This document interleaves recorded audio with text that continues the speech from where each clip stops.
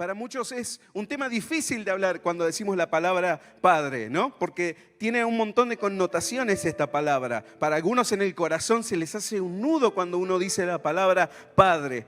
Porque es algo de lo que la sociedad hoy en día, no sé si usted se ha dado cuenta, pero la sociedad no nos habla de padres. Sí nos habla del empoderamiento, sí nos habla de un montón de cuestiones, pero la palabra padre se fue diluyendo. El enemigo quiere deshacer el concepto de familia. ¿Cuántos saben eso? Si usted se da cuenta, si usted lee los cuadernos, la otra vez veía como una profesional de la educación mostraba y hablaba con un padre, lo sentaba y veía como al nene de 10 años, hermano y hermana, le estaba mostrando obscenidades en la escuela. Y eso no venía de un compañerito, eso venía del sistema educativo, que les está mostrando, les está abriendo las puertas de la mente a lo pervertido, a lo malo. El diablo mismo quiere destruir nuestra sociedad, quiere destruir el fundamento base de toda sociedad, que es la familia. Por eso no vas a escuchar la palabra padre. Por eso a muchos le duele la palabra padre. Por eso al enemigo odia la palabra padre. Porque ¿cuántos saben que Él es nuestro Padre? Y el enemigo odia todo lo que tenga que ver con el diseño de Dios. La familia es el diseño original de Dios. Y por más que usted quiera o no quiera reconocerlo, todos necesitamos la imagen de un padre. Amén. ¿Saben por qué? Porque en primer lugar, el papá afirma. ¿Cuántos saben que el papá es el que afirma en la casa? El papá, cuando el nene viene llorando, papá, me dijeron orejón. ¿Qué hace la mamá? Llora, ¿no? Lo abraza, llora. Y el papá, ¿qué le dice un papá, un buen padre? Deje de llorar, hijo. Usted es el orejón más lindo de todo el mundo. Y el nene saca pecho, ¿no? Tiene 2 radares, pero como el papá le dijo que usted es el orejón más lindo del universo, el nene se lo cree.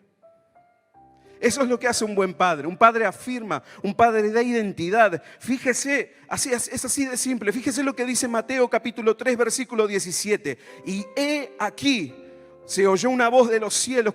¿Se acuerdan cuando Jesucristo fue bautizado? Cuando los discípulos, cuando lo metieron al agua, dice que salió del agua y el cielo de repente se abrió y dice una voz de los cielos que decía: este es mi Hijo amado, en quien me he complacido. Es la voz del Padre afirmando quién era Jesús. Y eso nos da identidad. Cuando Dios te dice quién sos. No sé qué voz estuviste escuchando. No sé qué voz te han marcado desde chiquito, desde pequeño. Pero déjame decirte que Dios se identifica como tu Padre eterno, como aquel que te ama. Cuando Dios te dice: yo soy tu Padre. Como a Jesús le dijo: este es mi Hijo amado, en quien me he complacido. Es Dios diciendo: este es mi pichón. Este es mi Hijo. A Él lo envié. Oigan su voz. Y eso es lo que hace un papá de identidad. Un papá forja identidad, forja pertenencia, forja autoconfianza en el nene, forja madurez. Por eso usted se encuentra con cristianos muchas veces que tienen problemas en la personalidad, trastornos de la personalidad, porque no fueron afirmados por un padre. Como decía hoy nuestro pastor, qué importante es que un padre afirme a su hijo. Qué importante que el padre le diga y declare, sea una voz profética para su familia y su hijo le diga: vos sos un hijo de Dios, no importa lo que te digan tus compañeros. Vos sos un hijo, una hija de Dios. Vos vas a ser un siervo de Dios. Qué lindo que es que un padre ponga su mano sobre la cabeza de sus hijos y los bendiga. Y para aquellos que no lo tuvieron a ese padre, que no tuvieron una figura de padre, déjame decirte que en esta noche yo siento la voz de Dios poniendo su mano sobre tu cabeza y diciéndote: yo soy tu padre. Yo te amo, yo te llamé, yo te elegí, yo te escogí desde el vientre de tu madre para ser profeta para las naciones. Eso es lo que hace un papá. Usted ya saludó a su papá. Yo no tengo a mi padre físico. Él se fue. Él partió con el Señor hace ya casi 10 años. Pero el Señor me regaló un papá espiritual que está a 9.000 kilómetros de distancia. En esta mañana lo saludé y le mandé un mensajito. Cuando él se para al lado mío, parecemos café con leche, ¿no? Porque él es blanco. Pero el Señor me regaló un papá espiritual y algunos lo conocen, el pastor, el profeta Tom, pero para mí Dios lo ha puesto como una imagen de un padre, porque eso es lo que hace un padre te afirma. Y qué lindo es cuando me acuerdo que recibí mi diploma y le mandé un mensajito, me dice, hijo, qué orgulloso que estoy de vos. Qué lindo que es cuando un papá te dice, hijo, tal vez no te dijeron a vos ninguna vez en la vida, hijo, estoy orgulloso de vos. Hija, estoy orgulloso de vos. Pero déjame decirte que la voz del Padre en esta tarde te dice, estoy orgulloso de vos, hijo, hija. Sé que te costó llegar, sé que te costó pelearla hasta el día de hoy, pero estoy orgulloso de vos. Sé que te ha costado lágrimas, sé que has derramado tu corazón, pero estoy orgulloso y orgullosa de vos. Esa es la voz del Padre que en esta tarde nos habla. Y eso te llena el alma, eso te llena el corazón, eso te da confianza. Cuando una persona acá en la tierra te dice, qué orgulloso que estoy de vos. Seguí adelante, un te quiero, un cómo estás. Y cuánto más la voz del Padre Celestial, ¿no es cierto? Si un Padre terrenal puede hacer eso, cuánto más la voz de Dios en esta noche que nos habla y nos dice esa verdad. En segundo lugar, fíjese lo que hace un padre. Un padre protege y cuida. ¿Cuántos dicen amén? El Salmo 68, versículo 5 nos dice que Dios es padre de huérfanos y defensor de las viudas. Es Dios en su santa morada. Dios es padre, Dios es defensor, Dios nos defiende, Dios no va a dejar que nada ni nadie te dañe. ¿Cuántos dicen amén a eso? Dios con sus mismas plumas, dice su palabra, te cubrirá y debajo de sus alas estarás seguro y confiado. Escudo y adarga es su verdad. ¿Cuántos lo creen en esta tarde? Dios no dejará que el enemigo se salga con las tuyas.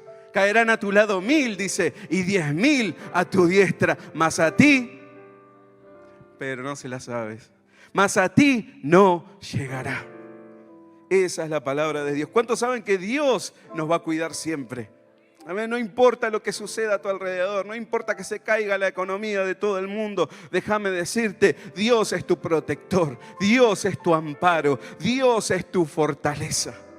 Dios es quien te cuidará, Dios es quien pelea tus batallas. Aun cuando estás dormido, Dios es quien te cuida, Dios es quien te protege. A sus ángeles enviará Dios a tu alrededor, ni aun tu morada van a poder tocar. ¿Cuántos lo creen? ¿Cuántos creen que Dios envía ángeles? Mire, yo no hablo de estas cosas, no soy de una persona que cree en fantasmas o en ver cosas, pero déjeme decirle, cuando una persona que no conoce a Cristo ve ángeles, es porque verdaderamente hay ángeles. ¿Cuántos lo saben? Yo recuerdo que mi tía, que vivía atrás de mi casa, una vecina le dijo una vez, ella estuvo muchos meses afuera de su casa porque su hijo estaba enfermo en el hospital y la única persona que podía cuidarlo. Y su casa solita estaba, nadie que cuidara su casa. Y su vecina, ¿cuántos tienen esas vecinas que se entrometen en que miran todo? A ver. ¿Y sabe qué le dijo la vecina? Dice, ¿qué hicieron una fiesta en tu casa anoche? Yo vi que entraba gente con mesas, entraba gente con sillas, entraba y salía gente. Déjame decirte que no había ninguna fiesta, que los ángeles del Señor estaban protegiendo su propiedad. No es cuento, mi hermano, mi hermana. La presencia de Dios te rodea aun cuando no lo ves. Dios hace que los demás vean ángeles. ¿De cuántas el Señor te habrá salvado? Cuando llegues al cielo te vas a sorprender de cuántas el Señor te salvó, de cuántas el Señor te cuidó, de cuántos ángeles pelearon a tu favor.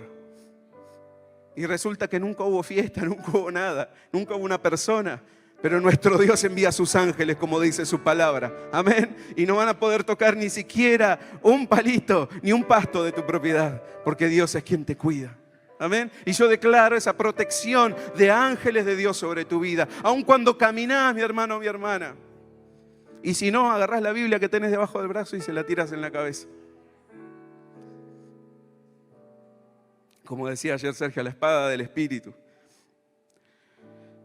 Dios es un Dios que nos defiende. El Padre es un Padre que protege y que cuida, ¿no es cierto?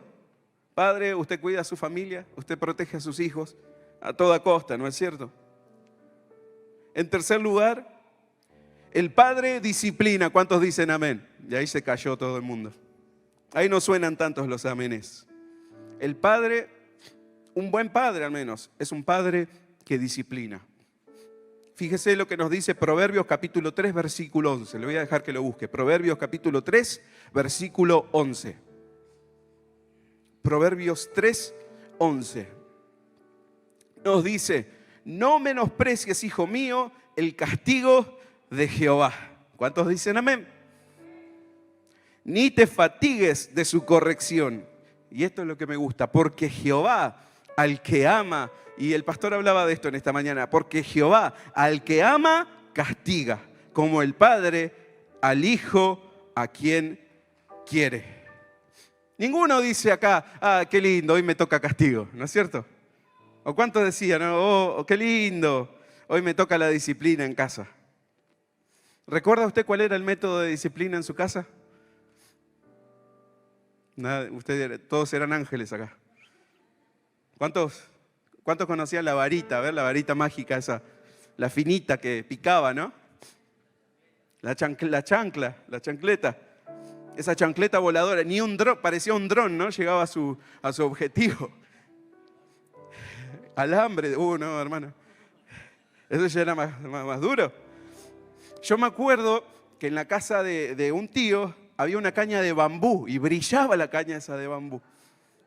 Yo nunca la vi en acción, pero mis primos me contaban, se decía la leyenda, que esa caña de bambú cobraba vida cuando ellos se portaban mal. Y dice que se convertía en ninja y volaba por todos lados.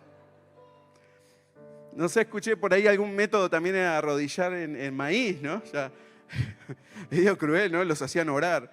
Diga el Padre Nuestro. Pero así como el hombre que disciplina a sus hijos, Dios nos corrige. ¿Amén? ¿A cuántos los disciplinó el Señor alguna vez? ¿No es cierto? No todos levantamos la mano, pero cuando el Señor nos da, hermano. ¿No es cierto? Cuando el Señor nos castiga, sabe dónde tocarnos, sabe cómo castigarnos bien. Y fíjese que no es que es un Dios que le encanta castigarnos, no es que es un Dios que le encanta lastimarnos. Es más, el propósito de la disciplina, según la palabra de Dios, es que salvemos nuestra alma de la muerte. ¿No es cierto? Por eso la palabra de Dios dice también: castigarás al niño con vara y no lo herirás y no lo matarás. O sea, no es para que usted al nene lo mate a palazos, sino que es simplemente una varita para que le recuerde a usted que él es la autoridad. Ese es el mejor psicólogo, ¿no es cierto? Amén, dice la madre. La varita mágica. Una sola hace falta, una sola, yo me acuerdo, una sola. Y con eso se recuerda ya automáticamente, de por vida. Pero fíjese, dice: y salvarás al niño de la destrucción, del infierno. No permitirás que el niño se corrompa, ¿no?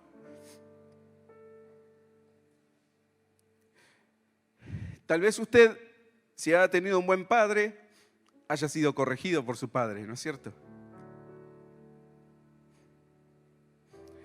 Y usted no lo recuerda solo por la corrección, usted lo recuerda por un montón de cosas más, por el amor, por la misericordia, por el buen ejemplo, por cómo lo ha cuidado.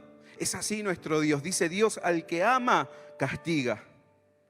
¿Cuántos saben? Algunos, Dios nos ama demasiado y nos da demasiado. Pero es porque nos quiere, es porque nos ama.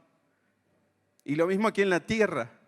Mi hermano, mi hermana, si te castigan es porque te aman. Dígale al que está a su lado: si te castigan es porque te aman. Los líderes dicen amén. Cuando te dan la varita, mi hermano, no es para que te enojes. Cuando te dan la corrección, no dice su vara y su callado. Recuerden ustedes que en el mensaje ese que hablábamos del buen pastor, que el callado era el que tiene el circular, ¿no? El bastón con la parte circular para hacerle un poquito así, estirar las ovejas. ¿Cuántos saben acá que hay ovejas que a veces uno les tiene tironear un poquito, ¿no? ¿A dónde vas? Para corregirlo, hermano. Es para corregirte, es para amarte, es para indicarte el camino de la vida eterna.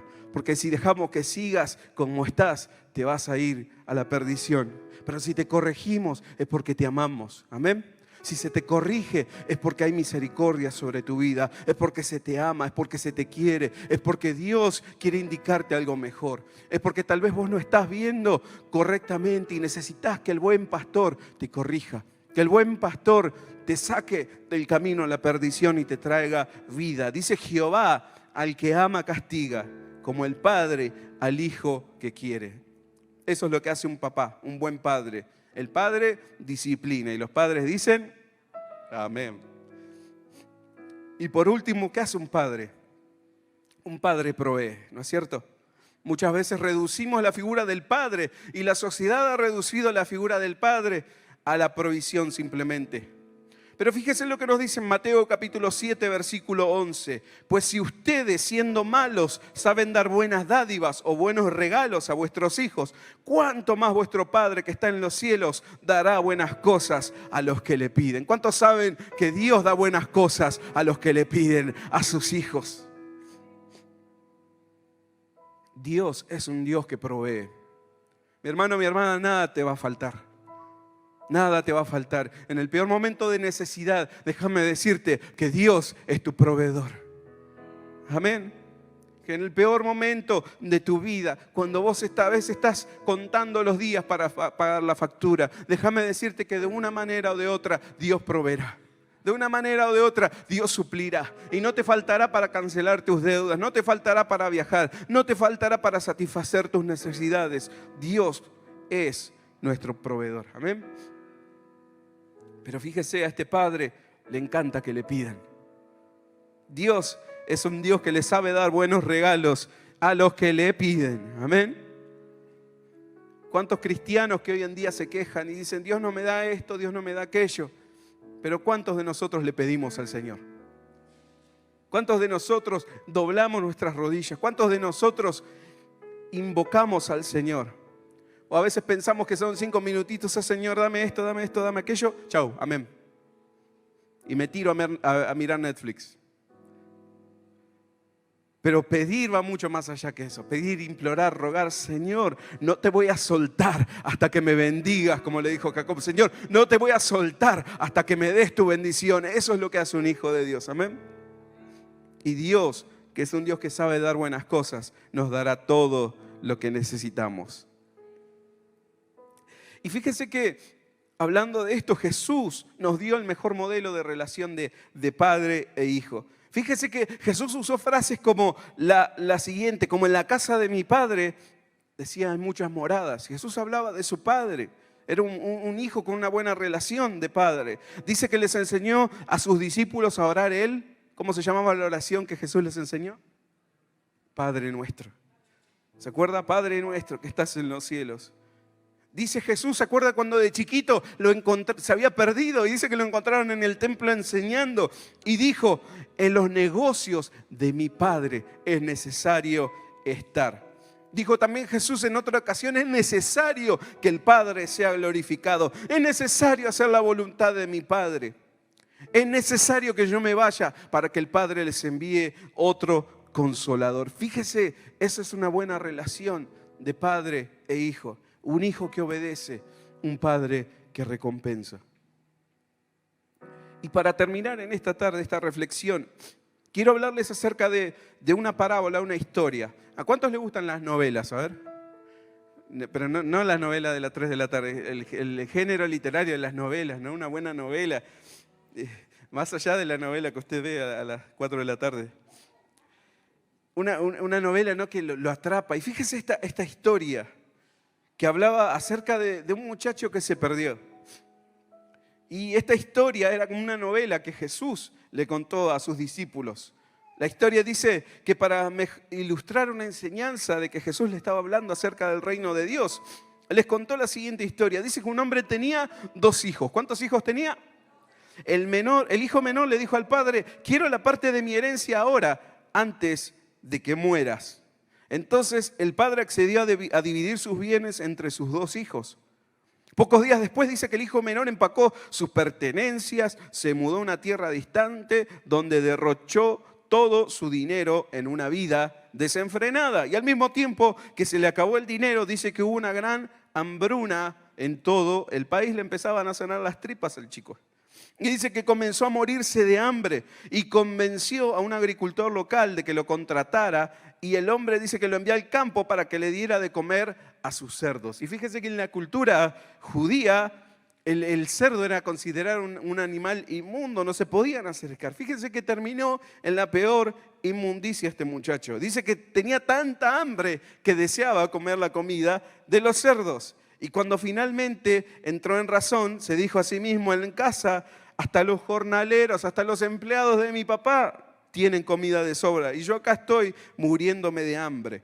Y dice que volveré a la casa de mi padre, pensó este muchacho, y le diré: Padre, he pecado contra el cielo y contra ti. Ya no soy digno de que me llames tu hijo, te ruego que me contrates como jornalero. Y la historia sigue. Pero fíjese que siempre hacemos énfasis en la parábola del hijo pródigo, ¿no es cierto? ¿Cuántos la conocían esta parábola? Ya se la sabe de memoria, ¿no? Tantos años de cristiano. Pero quiero hacer un énfasis en un personaje que no se hace mucho énfasis, y es en el padre. Si bien no se trata de la historia de un hijo que se había perdido, era la actitud que podemos ver en el padre, que nos indica que en primer lugar, cuando había pasado todo esto, de que su hijo se fue, derrochó, vivió la vida loca, ¿no? Como diría ahí un profeta que canta por ahí. Algo de Ricky, no sé cómo es.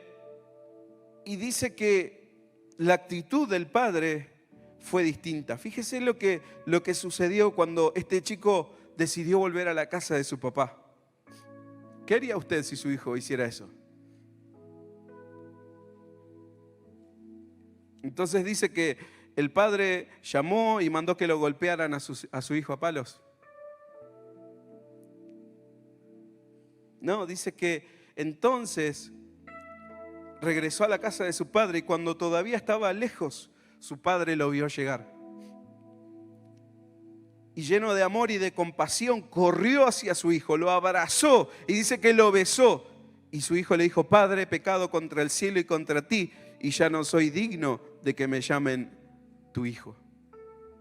Sin embargo, dice que el padre hizo que sus sirvientes, dice que le pusieran un anillo, ropas nuevas, lo limpiaran, lo lavaran, lo bañaran. Y dice que hasta mandó a hacer una fiesta, mandó a matar el ternero más grande. Se hicieron un asado ahí para el hijo. Y déjame decirte, y quiero culminar con esto en esta tarde. En primer lugar, lo que hace el padre no guarda rencor. ¿Cuántos saben que el padre no guarda rencor contra nosotros? Amén. ¿Cuántas veces usted ha hecho cosas que no le han agradado a Dios? Amén. Todos nosotros. El padre no guarda un registro de los errores del hijo. Porque vos me hiciste esto en el año 1986. ¿Cuántos errores, cuántas macanas te mandaste, mi hermano, mi hermana? Y el Señor, sin embargo, decide perdonarnos. En segundo lugar, fíjese lo que hizo, que es el padre no se asusta de la condición de su hijo. No lo miró con desprecio: no estás todo sucio, a vos no te voy a tocar, ¿quién te conoce? Dice que su padre lo abrazó, corrió, lo abrazó, dice que lo besó en el cuello. A su hijo todo sucio, con olor a chancho.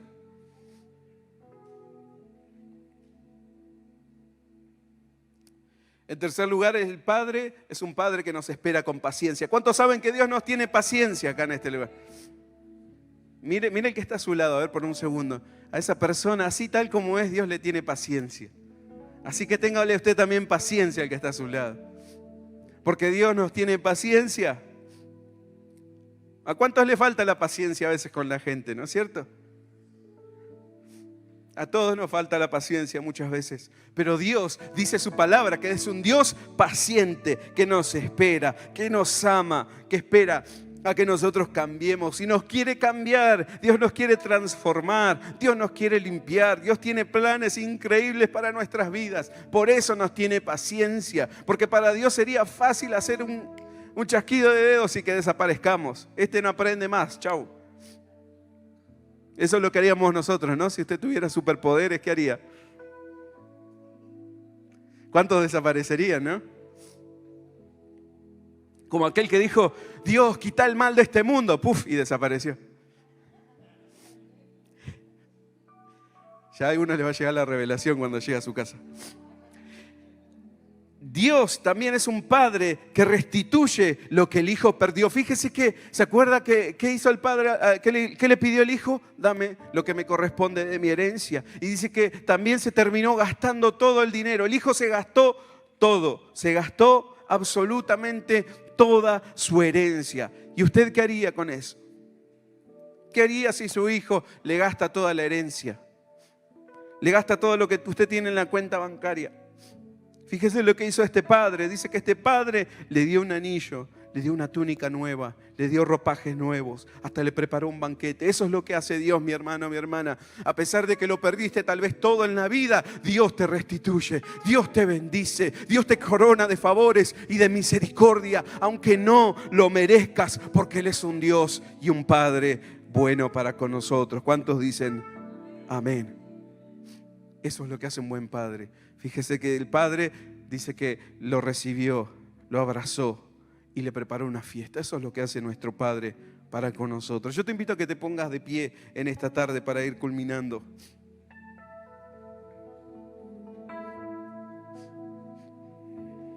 La palabra Padre. Qué lindo que le podamos decir a nuestro Dios, Abba Padre. Y déjame decirte para todos aquellos que tal vez no tuvieron un padre presente, físico, un padre que o no lo llegaron a conocer o no fue una buena figura paterna. La frase que más duele en toda la Biblia es cuando Jesús estaba siendo crucificado por nuestros pecados. Jesús, el Hijo de Dios, obediente a su Padre hasta lo último, obediente, haciendo la voluntad de su Padre, que amaba a su Padre, que era uno con su Padre. Jesús, en el peor momento de la historia, con sus brazos extendidos, clavado en una cruz. Yo quiero que te imagines esta escena, que en tu corazón te lo imagines. La frase que me rompe el corazón y que me quebranta cada vez que la escucho es cuando Jesús le dijo, Dios mío, ¿por qué me has desamparado? Es Dios abandonando a su hijo. Es Dios dejando a su hijo. ¿Cuántas veces vos pensaste que Dios te dejó? ¿Cuántas veces creíste que Dios te abandonó? ¿Cuántas veces clamaste y le dijiste, Dios mío, ¿por qué me abandonaste? En el peor momento de tu historia, pero déjame decirte que había un plan de redención y vos estabas en el corazón de Dios. Que cuando Dios le dio la espalda a su hijo en aquella cruz, lo hizo por vos y lo hizo por mí. Para que hoy podamos disfrutar de esta vida eterna. Y Dios premió la obediencia de su Hijo Jesús. Y dice que Él lo levantó y lo exaltó por sobre todo nombre. Para que ante el nombre de Jesús toda rodilla se doble y toda lengua confiese que Él es el Señor.